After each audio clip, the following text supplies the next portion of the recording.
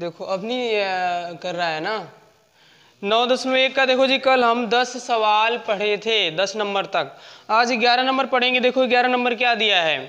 11 number दिया है, एक नहर के एक तट पर एक टीवी टावर ऊर्ध्वाधर खड़ा है। टावर के ठीक सामने दूसरे तट के एक अन्य बिंदु से टावर के शिखर का उन्नयन कोण 60 अंश है। इसी तट पर इस बिंदु से 20 मीटर दूर और इस बिंदु को मीनार के पात से मिलाने वाली रेखा पर स्थित एक अन्य बिंदु से टावर के शिखर का उन्नयन कोण 30 अंश है। ये देखो दिया है कि नहर के एक तरफ टावर है, समझ गए, और फिगर भी बना दिया है। तो हम फिगर बना देते हैं, बुक जिसके पास होगी देख सकता है, समझ गए। और नहर के दूसरा बिंदु है, समझ गए। टीवी टावर के ठीक सामने दूसरे तट पर एक अन्य बिंदु है। जैसे मान लो ये नहर है, समझ गए, ये नहर है, तो यहाँ क्या है जी, यहाँ पे है तुम्हारा टीवी टावर और यहाँ पे कोई अन्य दूसरा बिंदु है जहाँ से कोई देख रहा है। चलो देखो, तो इसका कैसे फिगर बनाएंगे। तो ये हमारा हो गया टावर, समझ गए, ये हमने मान लिया ये हमारा टीवी टावर है। और आगे देखो फिगर कैसे बनाया है। तो इससे जो है एक बिंदु नहर के दूसरी ओर एक बिंदु पर अंश, कितने अंश का कोण बनता है जी, 60 अंश का। और एक दूसरे बिंदु पर 30 अंश का, ये 30 अंश दिया है, समझ गए। और ये दिया है 20 मीटर। जो जो दर्शाया है दर्शा देते, ए बी सी डी। ए है, ये बी है, ये सी है, ये डी है। ये तुम्हारी बुक में फिगर दिया है। अगर फिगर नहीं भी दिया होता तो हम फिगर बना लेते, समझ गए। तो हाँ देखो, ये हमारा टावर है और ये नहर है। नहर के दूसरे तट पर एक बिंदु सी है और एक दूसरा बिंदु डी है, जहाँ से अवनमन कोण क्या है, ये उन्नयन कोण क्रमशः 60 अंश और 30 अंश दिया है। पहला 60 अंश है और फिर इससे 20 मीटर की दूरी पर एक और बिंदु है जहाँ पर उन्नयन कोण क्या है, 30 अंश है। तो हमसे सवाल में पूछा क्या है, नहर की चौड़ाई ज्ञात कीजिए। तो हमसे सवाल में क्या पूछा है जी, नहर की चौड़ाई ज्ञात कीजिए।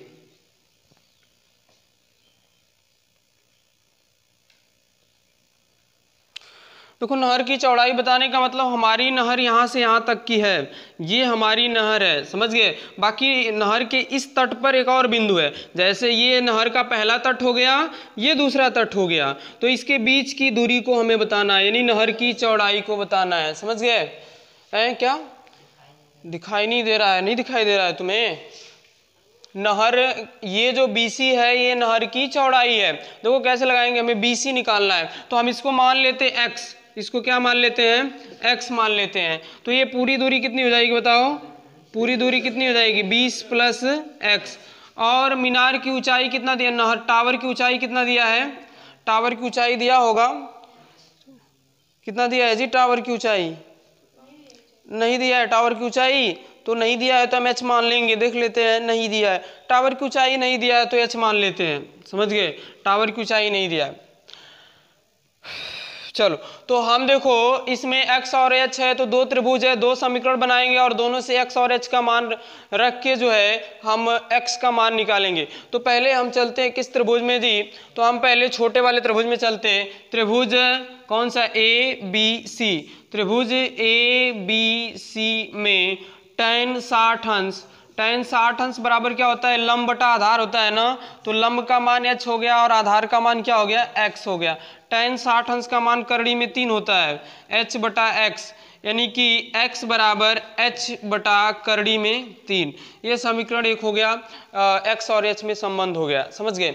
अब त्रिभुज, बड़े वाले त्रिभुज में ABD, त्रिभुज ABD में tan कौन सा लगाएंगे जी, tan 30 अंश लगाएंगे। और tan थीटा बराबर होता है क्या है, लंब बटा आधार होता है ना। तो इसमें लंब कौन है जी, h है, और पूरा आधार, बड़े वाले त्रिभुज का आधार क्या है, हाँ, तो क्या हो जाएगा, h/20 + x। tan 30 अंश का मान क्या होता है, 1/करड़ी में 3 बराबर h/20 + x। अब हाँ x का मान रखेंगे, थोड़ा सा तिरिया गुणा कर लेते हैं, इसका इसमें गुणा करो, 20 + x हो जाएगा बराबर करड़ी में 3h, समझ गए। अब यहाँ पे लिखेंगे समीकरण 1 से, ये नीचे तक का आ रहा है ना जी, ऐसा तो नहीं है नीचे कट रहा है, कट रहा है 20 प्लस x का मान क्या है जी, h बटा करड़ी में 3, तो x के जगह पे h बटा करड़ी में 3 रख दिए, देखो h बटा करड़ी में 3, 20 प्लस x बराबर करड़ी में 3h, इसका एलसीएम ले लेंगे तो आ जाएगा करड़ी में 3, और ये हो जाएगा 20 करड़ी में 3 प्लस h बराबर करड़ी में 3h बटा 1 करके इसका भी तिर्यक गुणा कर लो। तो इसका जब तिर्यक गुणा करोगे तो हो जाएगा 20 करड़ी में 3 प्लस h बराबर करड़ी में 3 का करड़ी में 3 में गुणा करोगे तो 3h, तो ये 20 करड़ी में 3 बराबर 3h माइनस h, यानी कि 2h बराबर 20 करड़ी में 3, h बराबर 20 करड़ी में 3 बटा 2, यानी कि 10 करड़ी में 3। ये किसकी मीनार की ऊंचाई आ गई, टावर की ऊंचाई, समझ गए। टावर की ऊंचाई बराबर 10 करड़ी में 3। अब नहर की चौड़ाई क्या आ जाएगी जी, नहर की चौड़ाई किसको माने हो, नहर की चौड़ाई तुम x को माने हो, और x बराबर समीकरण 1 देखो h बटा करड़ी में 3 है ना, x बराबर क्या है h बटा करड़ी में 3, तो h का मान क्या निकाले 10 करड़ी में 3 ना, और बटा करड़ी में 3, क्यों जी करड़ी में 3 से करड़ी में 3 कट जाएगा, 10 मीटर नहर की चौड़ाई हो जाएगी, समझ गए। तो ये हमारा आंसर हो जाएगा, नहर की चौड़ाई 10 मीटर, मीनार की ऊंचाई 10 करड़ी में 3 मीटर। तो ये 11 नंबर था। अब चलो हम 12 नंबर सवाल को देखेंगे। सवाल समझ में आया कि नहीं, सवाल में क्या कहा था, कहाँ यहाँ पे tan 30 त्रिभुज ABD में, हाँ ये समीकरण, अच्छा ये देखो यहाँ पे 1 बटा tan 30 का मान 1 बटा करड़ी में 3 होता है, ये h बटा 20 प्लस एक tan थीटा बराबर लंब बटा आधार होता है, तो लंब क्या h है और आधार क्या है त्रिभुज में, बड़े वाले त्रिभुज का आधार क्या बड़े वाले त्रिभुज का है 20 प्लस x, तो आधार के जगह पे 20 प्लस x, tan 30 का मान 1 बटा करड़ी में 3, तो 1 बटा करड़ी में 3, h बटा 20 प्लस x, तिर्यक गुणा हुआ है, इसका 1 का गुणा इसमें करोगे तो वही रह जाएगा, करड़ी में 3 का h में गुणा करोगे करड़ी में 3h गुणा हो गया। अब यहाँ से क्या समीकरण 1 से क्या किए हैं, x के जगह पे h बटा करड़ी में 3 रख दिए हैं। समीकरण 1 में x का मान क्या है, h बटा करड़ी में 3 है ना, तो जहाँ x है वहाँ पे h बटा करड़ी में 3 रखेंगे नहीं। अब इसका एलसीएम लोगे तो करड़ी में 3 आएगा, करड़ी में 3 कम 3, तो करड़ी में 3 का ऊपर गुणा यानी कि 20 करड़ी में 3 और प्लस h बराबर ये हो जाएगा करड़ी में 3h, फिर तिर्यक गुणा, अब इस चीज का 1 में गुणा करोगे वही रहेगी, देखो वही है, और करड़ी में 3 का करड़ी में 3 में गुणा करोगे 3 हो जाएगा, तो 3h हो गया, पक्षांतर कर दिए तो 3h में से h घट गया 2h आ गया, तो इस तरह हम लगा लेंगे, समझ गए। चलो अब हम 12 नंबर सवाल, हाँ हट रहे हैं कौन, हम 12 नंबर देखो जी, 12 नंबर में क्या कहा है, 7 मीटर ऊंचा एक भवन है, तो पहले हम टावर बना लेते, ये हमारा टावर हो गया, ये हो गया भवन, इसीलिए कहते हैं देखो सवाल को तुम कई बार पढ़ो, अगर सवाल को नहीं पढ़ते हो तो नहीं आने वाला, अगर फिगर गलत बन गया तो सवाल नहीं आएगा। देखो अभी फिगर गलत तो सवाल नहीं आएगा, अगर तुमने फिगर गलत बना, थोड़ा सा गलती था, मैंने अवनमन का ध्यान नहीं दिया, उन्नयन कर दिया था, इसलिए देखो ये टावर हो गया, तो टावर से कहा है कि भवन के शिखर का उन्नयन कोण कितना है जी 60 अंश। अब भवन के शिखर से टावर के पाद बिंदु का अवनमन, ये उन्नयन था, अवनमन कितना है 45, तो ये भी 45 हो जाएगा, समझ गए, बताया क्यों अवनमन में। तो ये हम मान लेते ABCDE, भवन की ऊंचाई 7 मीटर दिया है, समझ गए, इसको हम मान लें x मीटर, तो ये x है तो ये भी x हो जाएगा, समझ गए, और ये 7 है तो ये भी 7 हो जाएगा, और ये पूरी ऊंचाई को हम मान लें h मीटर, और तो ये h माइनस 7 हो जाएगा। इसको ध्यान देना, पिछली बार अगर उन्नयन करोगे तो गलती हो जाएगी, सवाल में अवनमन लिखा है, अवनमन का मतलब होता है कि प्रेक्षक ऊपर है, मतलब जो वस्तु को देख रहा है वह ऊपर है और वस्तु कहाँ पे है नीचे है, तो ये अवनमन कोण हो जाएगा। तो इस तरह अब देखो आसानी से लग जाएगा, त्रिभुज हम छोटे इसमें लगाते हैं DCE, त्रिभुज DCE में tan 45 अंश बराबर क्या हो जाएगा, tan 45 अंश बराबर हो जाएगा लंब बटा आधार, तो लंब क्या है जी 7 और आधार है x, और tan 45 अंश का मान 1 होता है, तो x बराबर क्या मिल जाएगा हमें 7, समीकरण 1। अब त्रिभुज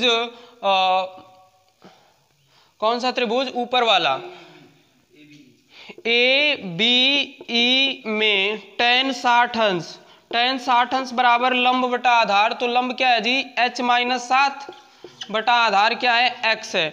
tan 60 अंश का मान करड़ी में 3, h-7 बटा x, गुणा कर दो करड़ी में 3x बराबर h-7, तो करड़ी में 3x का मान क्या है जी 7 है, बराबर h-7।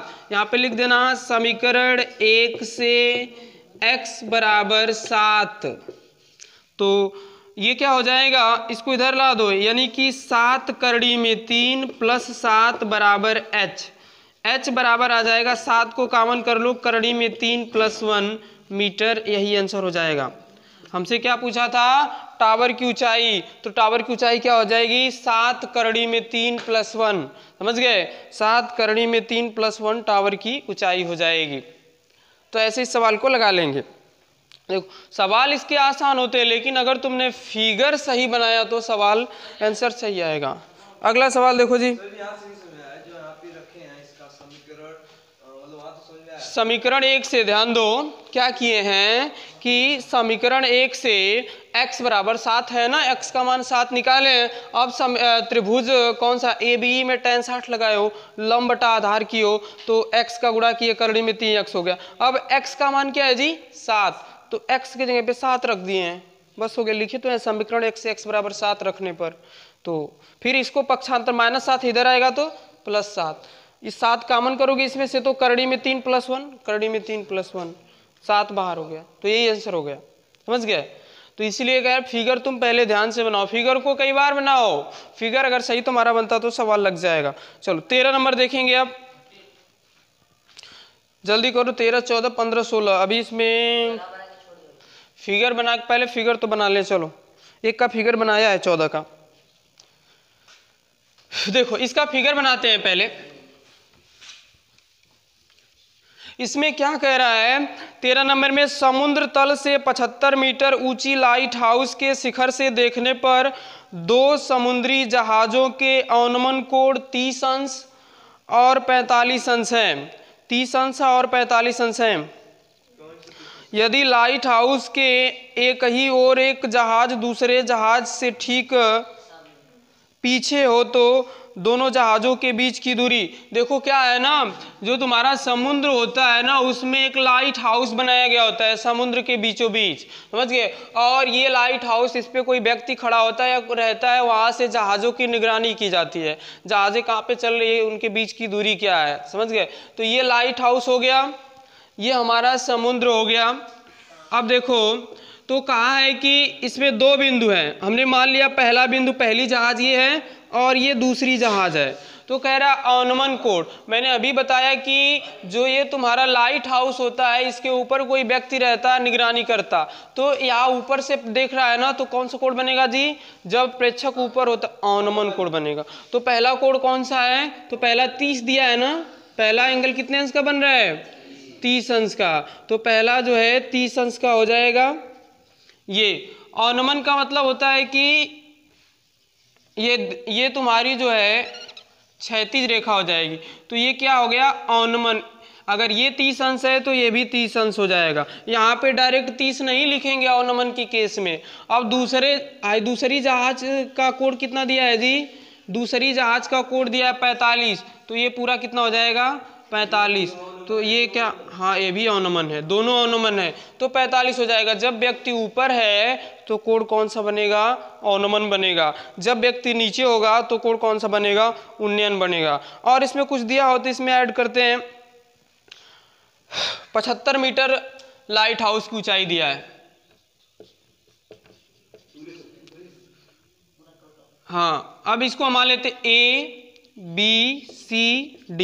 तो पूछा क्या है, पूछा है तो दोनों जहाजों के बीच की दूरी ज्ञात कीजिए।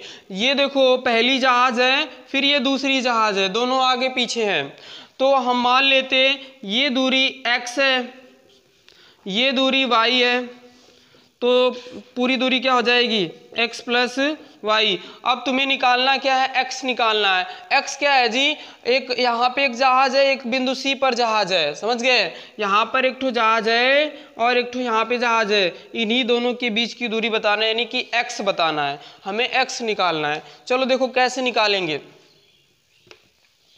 तो इसमें दो त्रिभुज दिख रहा होगा, दो त्रिभुज में वही tan लगाएंगे और निकाल लेंगे, समझ गए।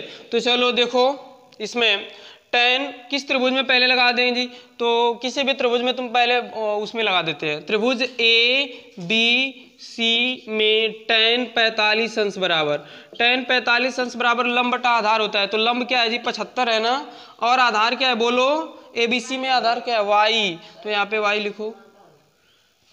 tan 45 अंश का मान 75, y का मान क्या गया जी, 75 मीटर। समीकरण 1, y का मान क्या गया, 75 मीटर। अब त्रिभुज बड़े वाले में ABD में tan 30 अंश है बराबर लंब बटा आधार, लंब तो 75 ही रहेगा और आधार क्या हो जाएगा बोलो, x प्लस वाई। tan 30 अंश का मान कितना होता है बोलो, 1 बटा करड़ी में 3 बराबर 75 बटा के x प्लस वाई। तिरिया गुणा कर दो इसका, तो a हो जाएगा x प्लस वाई बराबर 75 करड़ी में 3।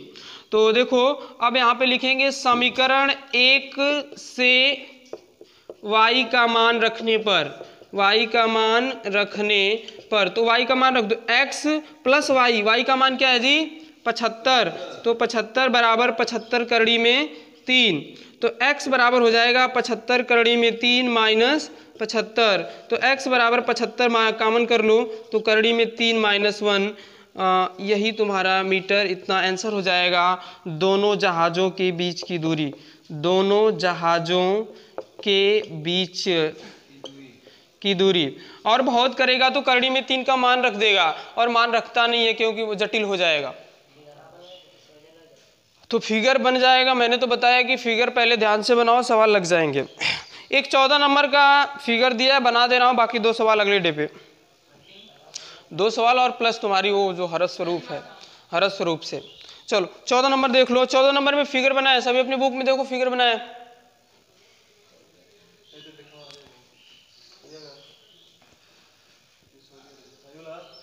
हाँ देखो,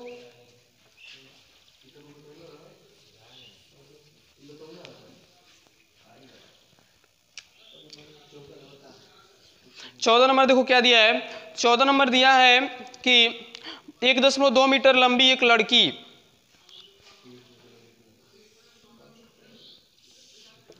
यहाँ पे हम मान लेते हैं कि 1.2 मीटर एक लड़की है, ये 1.2 मीटर, 1.2 मीटर एक लड़की, इसको यहाँ से मिला दो, 1.2 मीटर की एक लड़की 88.2 मीटर की ऊंचाई पर एक क्षैतिज रेखा हवा में, तो 88.2 मीटर, ये जो ऊंचाई है ना 88.2 मीटर, ये पूरी ऊंचाई है, यहाँ पे लिखो 88.2 मीटर हवा में क्या गुब्बारा उड़ा रही है, समझ गए।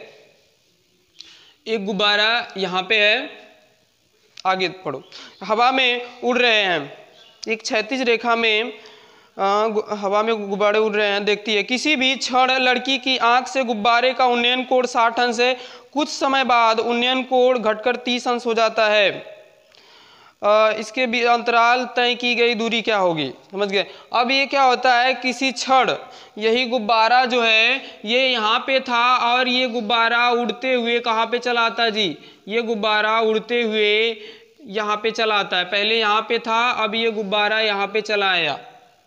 तो जब यहाँ पे था तो उन्नयन कोण कितना था, जब यहाँ पे था तो उन्नयन कोण 30 अंश था, समझ गए।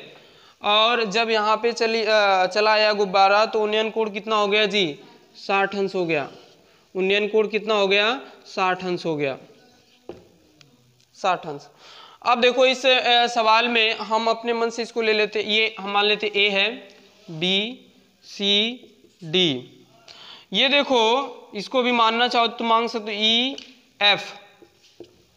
अब ये पूरी दूरी 88 है, तो केवल ये लड़की की लंबाई को माइनस कर दो तो केवल गुब्बारे की ऊंचाई आ जाएगी ना। 88.2 में से 1.2 माइनस कर दो तो किसकी ऊंचाई आ जाएगी जी? केवल गुब्बारे की ऊंचाई, यानी 88.2 माइनस 1.2 तो कितना आ जाएगा जी? 8 में से 1 जाएगा 87। तो ये केवल गुब्बारे की ऊंचाई हो गई 87।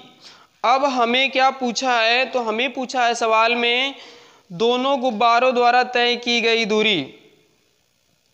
तो जब ये कोण जो पहले 30 था बाद में 60 हो गया है, तो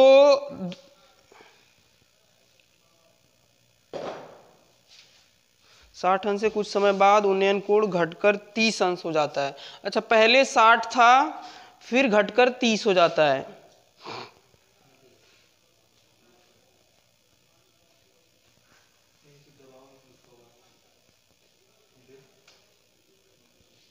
ठीक, देखो जी, तो हमें दूरी पूछा है, दोनों गुब्बारों के बीच की दूरी ज्ञात कीजिए। तो हमें क्या पूछा है जी? यही, ये गुब्बारा और इसके बीच की दूरी, यानी कि हम जो है और कुछ दिया इसमें और कुछ नहीं दिया।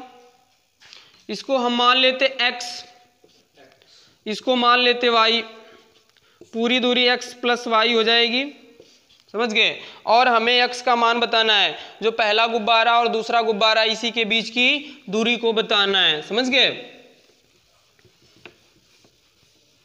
पहला वाला सवाल वही है, बस थोड़ा सा अंतर है। तो क्या करेंगे, पहले हम त्रिभुज इस वाले में लगाते हैं, बड़े वाले में लगा लो, ABD। हाँ, त्रिभुज ABD में, इसको हम EFG, इसको G करो। त्रिभुज ABD में देखो, त्रिभुज कौन सा? ABD, ये वाला त्रिभुज है।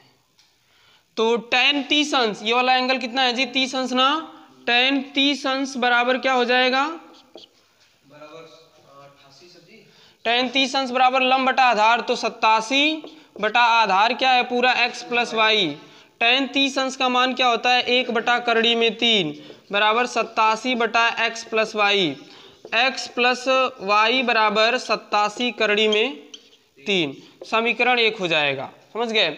अब त्रिभुज छोटे वाले में, कौन सा त्रिभुज जी? तो ये त्रिभुज GCD, त्रिभुज GCD में tan 60 अंश बराबर क्या होता है जी? लंब बटा आधार ना। तो लंब का मान क्या है बोलो? अगर ये 87 है तो ये भी 87 होगा, दोनों ऊंचाई सेम है, समझ गए। 87, तो क्या हो जाएगा बोलो? 87 बटा आधार क्या है बोलो? इस त्रिभुज का आधार हमने क्या माना? y।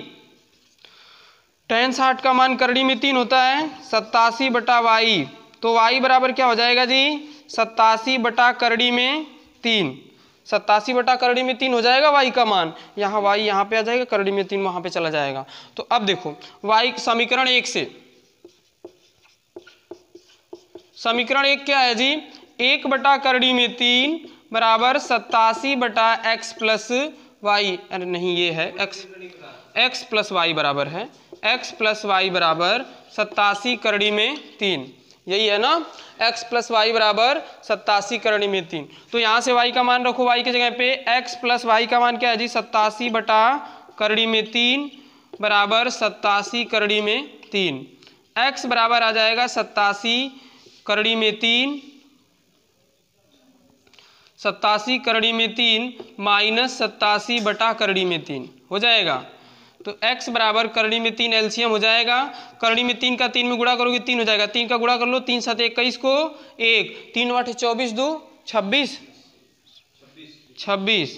माइनस 87 घटाओ जरा, कितना आता है? 261 में से 87 घटाओ, 261 87 घटाओगे तो 11 7 4 11 7 8 15, कितना आएगा? 174 आएगा।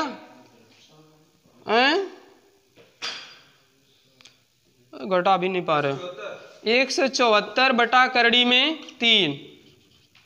अब इसमें करड़ी में 3 का ऊपर नीचे क्या करते हैं हम? गुणा कर देते हैं। तो x बराबर हमें मिल क्या जाएगा जी? x बराबर 174 करड़ी में 3 बटा 3 हो जाएगा।